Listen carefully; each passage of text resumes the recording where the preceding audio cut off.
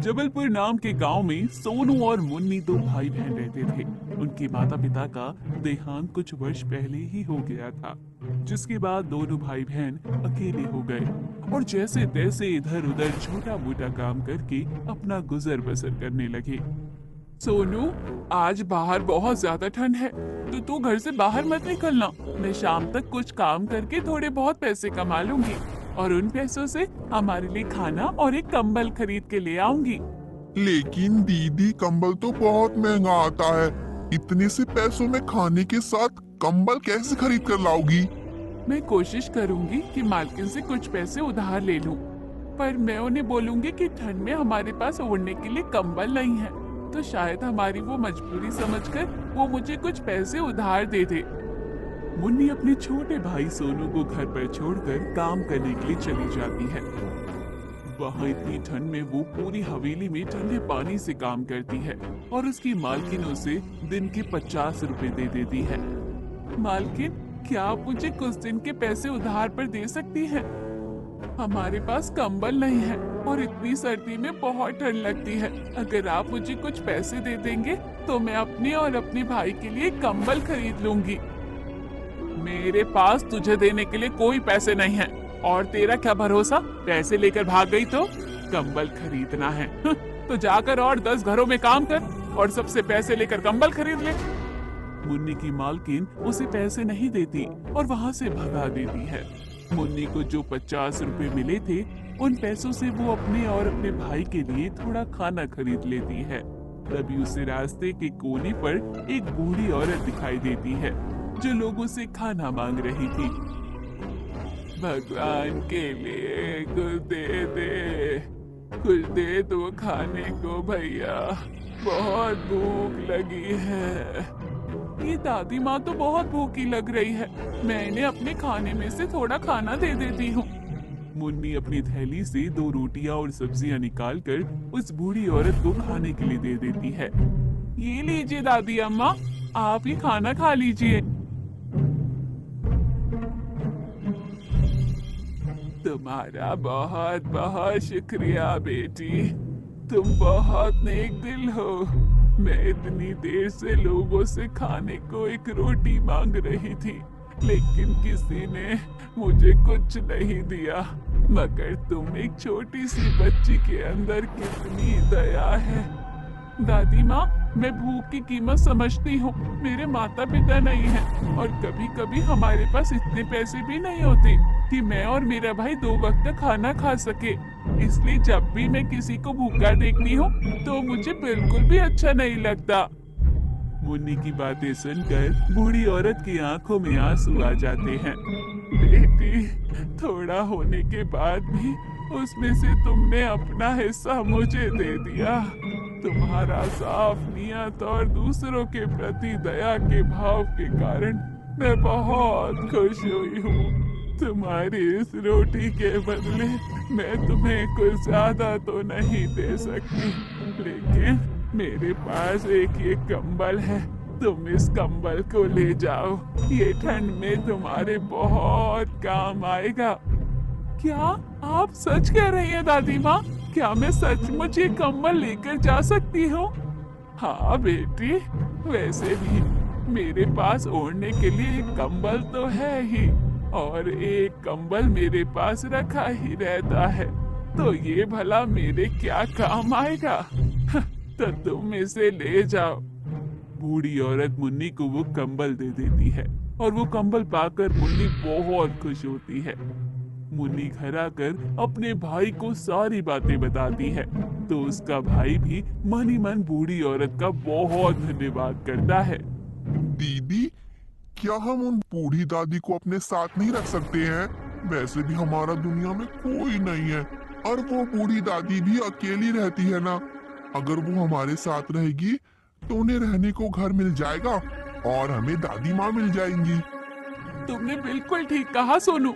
जब कल मैं काम से आऊंगी तो आते हुए दादी माँ को घर लेते आऊंगी। हाँ दीदी, लेकिन अभी मुझे बहुत भूख लग रही है। तुम खाने को क्या लेकर आई हो? आज खाने में रोटियां और आलू की सब्जी है, ये लो, तुम जल्दी खा लो। क्या मतलब दीदी, आप मेरे साथ खाना नहीं खाओगी क्या? नहीं सोनू, आज मुझे भूख नहीं लगी है, तो तुम खाना खा लो। नहीं दीदी, मैं जानता हूँ कि आपको बहुत भूख लगी है, लेकिन खाना कम होने की वजह से आप ऐसा कह रही हैं। लेकिन अगर आप खाना नहीं खाओगी तो मैं भी खाना नहीं खाऊंगा। इसके अंदर 2 रोटियां हैं, एक मैं खा लेता हूँ और एक आप खा लीजिए। सोनू अपने हाथों से अपनी बहन को खाना खिलाता है। तभी वो खाना खाते हुए कहता है, काश हमारे पास पेट भर खाना होता तो कितना अच्छा होता ना दीदी। पहले सर्दियों में माँ हमारे लिए ही वो दोनों सो जाते हैं। तो वो मास्टर की से उनका घर का दरवाजा खोलकर उनका कंबल चुरा लेता है। जादुई कंबल सोया हुआ था, इसलिए उसे कुछ पता नहीं चलता। लेकिन जब सुबह उसकी आँख खुलती है तो वो भी हैरान रह जाता है। अरे, जब कल रात में सोया था तो मुन्नी और सोनू के पास था, लेकिन अब मैं कहाँ गया ये? अच्छा हुआ जो तुम उठ गए। तुम ज्यादा हैरान मत हो, मैं तुम्हें कल रात को उनके घर से लेकर आया हूँ, ताकि उन लोगों की तरह तुम मुझे भी अमीर बना दो। तुम्हें क्या लगता है तुम मुझसे कुछ मांगोगे और मैं तुम्हें इतनी आसानी से दे दूंगा? मैं सिर्फ सच्चे और जरूरतमंद लोगों की मदद करता हूँ, और तुम्हें देखकर तो मुझे बिल्कुल नहीं लग रहा कि तुम सच्चे और जरूरतमंद हो। इतना अच्छा खासा घर है तुम्हारा, काम धाम करने के लायक भी लगते हो, तो भला फिर मैं तुम्हारी मदद क्यों करूं? अरे मैं कहा तुमसे ज्यादा कुछ मांग रहा हूँ। उन लोगों को इतना दिया है तो थोड़ा बहुत मुझे भी दे दो। अब मैं तुम्हें अपने घर लेकर आया हूँ, तो मुझे इस तरह निराश तो मत करो। अच्छा ठीक है, जल्दी बताओ तुम्हें क्या चाहिए, लेकिन याद रखना मैं सिर्फ तुम्हें एक मौका दूंगा, इसलिए जो भी मांगना है सोच समझ के मांगना। ठीक है, जो मांगूंगा सोच समझ कर ही मांगूंगा, लेकिन सोचने के लिए थोड़ा मुझे वक्त तो दो। तब तक तुम मेरे घर पर आराम कर लो, ये हमारी हर इच्छा पूरी करनी ही पड़ेगी। उन दोनों की ये बातें उनकी खिड़की से छिपकर उनका एक पड़ोसी सुन लेता है, और इससे पहले कि वो दोनों अपने कमरे से बाहर आते तो वो उनके घर में घुसकर सोए हुए जादुई कंबल को वहां से उठाकर ले जाता है। अगले दिन जब जादुई कंबल की आंख खुलती है तो वो खुद को एक अलग घर पर पाता है। मुझे समझ नहीं आ रहा कि आखिर मेरे साथ ये क्या हो रहा है। अरे तुम मेरे घर में हो। कल रात मैंने रजत और अनिता भाभी की बातें सुनी है, तब मुझे पता लगा कि तुम तो जादुई कंबल हो, और ऐसे कंबल को भला कौन नहीं पाना चाहेगा। चलो अब जल्दी से मुझे बहुत अमीर बना दो। आ गया मेरे सामने एक और लालची इंसान। हटो यहाँ से, दिखने में तो इतने अमीर लगते हो, फिर भी और धन चाहिए। मुझे यहाँ से जाने दो, मुन्नी और सोनू मेरे बिना परेशान हो रहे होंगे। अच्छा, तो इसका मतलब तुमने ही उन दोनों को इतना अमीर बनाया है। थोड़ी कृपा मुझ पर भी कर दो, ज्यादा नहीं, 100-200 करोड़ दे दो तो मैं धन्य हो जाऊंगा। 100-200 करोड़ तो ऐसे बोल रहे हो जैसे 100-200 रुपये मांग रहे हो। बोलो तो तुम्हें मैं एक दुकान खुलवा देता हूँ, लेकिन काम तुम्हें उसमें खुद ही करना पड़ेगा। अच्छा ठीक है, खुलवा दो। यहाँ सब लोग जादुई कंबल की हेरा फेरी में लगे हुए थे, और सोनू और मुन्नी जादुई कंबल को ढूंढ ढूंढ कर परेशान हो रहे थे। पता नहीं जादुई कंबल कहाँ चला गया, कहीं वो हमसे किसी बात पर नाराज तो नहीं हो गया। पता नहीं दीदी, लेकिन मुझे उसकी बहुत याद आ रही है। मुझे जादुई कंबल के पास जाना है। वो कितना अच्छा था, कितना ध्यान रखता था वो हमारा। उसने ही हमें हमारा नया घर बना कर दिया और स्कूल में हमारा दाखिला भी करवाया, लेकिन पता नहीं वो क्यों हमें छोड़कर चला गया। यहाँ सोनू और मुन्नी जादुई कंबल के लिए परेशान हो रहे थे, और वहाँ जादुई कंबल सुनील की बातें सुनकर परेशान हो रहा था। देखो, अब बहुत हो गया तुम्हारा। तुम अपने बच्चों के नाम पर ब्लैकमेल कर रहे हो, तो कभी अपनी बूढ़ी माँ के नाम पर। अब मैं तुम्हें कुछ नहीं दूंगा, मुझे सोनू और मुन्नी के पास जाना है। सुनील जादुई कंबल को अपनी घर से जाने ही नहीं दे रहा था, और वहाँ रजत और अनीता जादुई कंबल को अपने घर में ढूंढ रहे थे। तभी वो उसे ढूंढने के लिए बाहर गए, तो उन लोगों को सुनील के घर से कुछ आवाजें सुनाई दी। उन्होंने उसके घर को झांक कर देखा तो जादुई कंबल वहीं पर था, तो वो तुरंत ही उसके घर के अंदर पहुंच गए। तुम्हारी हिम्मत कैसे हुई हमारे घर से हमारी जादुई कंबल को चुरा कर लाने की? मैं अभी के अभी तेरे ऊपर पुलिस का केस कर दूंगा। बोल तो ऐसे रही हो जैसे ये जादुई कंबल तेरा ही है। इसे मैं लेकर आया हूँ तो अब ये मेरा है। जा यहाँ से। वो दोनों आपस में झगड़ने लगते हैं और उन दोनों के झगड़ने की आवाज जादुई कंबल को ढूंढ रहे मुन्नी और सोनू तक पहुंच जाती है। वो दोनों जब उनके घर देखते हैं तो जादुई कंबल वहीं पर था। वो जल्दी से अंदर आकर जादुई कंबल को उठा लेते हैं। हम दोनों कब से तुम्हें ढूंढ रहे हैं जादुई कंबल, तुम क्यों चले गए थे? हाँ जादुई कंबल, पता है हमें तुम्हारी कितनी याद आ रही थी। अरे अब तुम दोनों यहाँ कैसे आ गए और तुमने इस कंबल को उठाया कैसे? मुझे इस कंबल को दो, ये कंबल मेरा है। अरे चुप रहो तुम। ना ये कंबल इनका है और ना ये कंबल तुम्हारा है, ये कंबल मेरा है।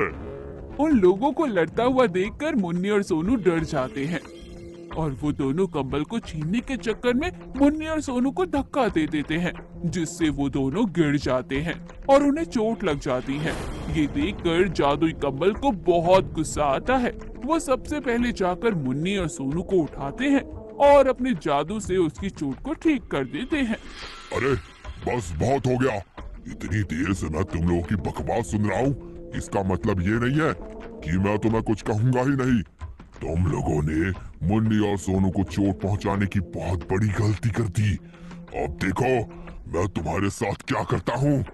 जादुई कंबल अपने जादू से वहाँ पर दो बांस के बड़े बड़े डंडे लेकर आता है। वो डंडे बुरी तरह से सुनील और रजत की पिटाई करना शुरू कर देते हैं और वो दोनों दर्द के मारे बुरी तरह से चिल्लाते हैं। लालची लोगों, लालच के चक्कर में बच्चों को चोट पहुंचा रहे थे। अब तुम्हें डंडे पड़ रहे हैं ना, तो मजा आ रहा होगा। नहीं जादुई कंबल, तुम लोग इन लोगों को मत मारो, तुम इन्हें माफ कर दो और अब तुम हमारे साथ घर चलो। मुन्नी ने कहा इसलिए तुम्हें छोड़ रहा हूँ, वरना मैं तुम्हारा ऐसा हाल करता जो तुमने कभी सपने में भी सोचा नहीं होगा। जादुई कंबल उन दोनों की पिटाई बंद कर देता है और मुन्नी और सोनू के साथ वहाँ से चला जाता है। उस दिन के बाद फिर कभी उन दोनों की हिम्मत नहीं होती कि उनके घर के आसपास भी कोई भटके।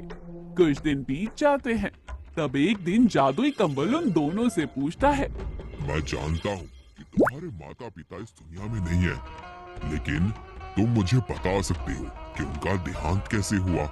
कुछ साल पहले मेरे माता पिता पानी के जहाज से हमारे एक रिश्तेदार के यहाँ जा रहे थे और तभी उनका देहांत हो गया। जहाज लौट कर आया लेकिन मेरे माता पिता नहीं आए और उन लोगों ने बताया कि वो लापता हो गए। और समुद्र में लापता होने का मतलब तो तुम समझ ही सकते हो ना। जादुई कंबल ने अपनी आंखें बंद की और उसने देखा कि मुन्नी और सोनू के माता पिता भी जिंदा हैं और वो एक टापू पर फंसे हुए हैं। जादुई कंबल अपने जादू से जल्दी से टापू पर पहुंचा और मुन्नी और सोनू के माता पिता को उनके घर पर लेकर आ गया। अपने माता पिता को अपने सामने देख मुन्नी और सोनू बहुत खुश हुए और जब उन्हें सारी सच्चाई पता चली तो उन्होंने जादुई कंबल का बहुत शुक्रिया और धन्यवाद किया। सब बड़े ही भावुक हो गए, लेकिन जादुई कंबल के कारण आखिरकार मुन्नी और सोनू को उनके माता पिता वापस मिल गए और एक बिछड़ा हुआ परिवार फिर से एक साथ मिल गया। वीडियो अच्छी लगे तो लाइक और चैनल को सब्सक्राइब जरूर करना भाई।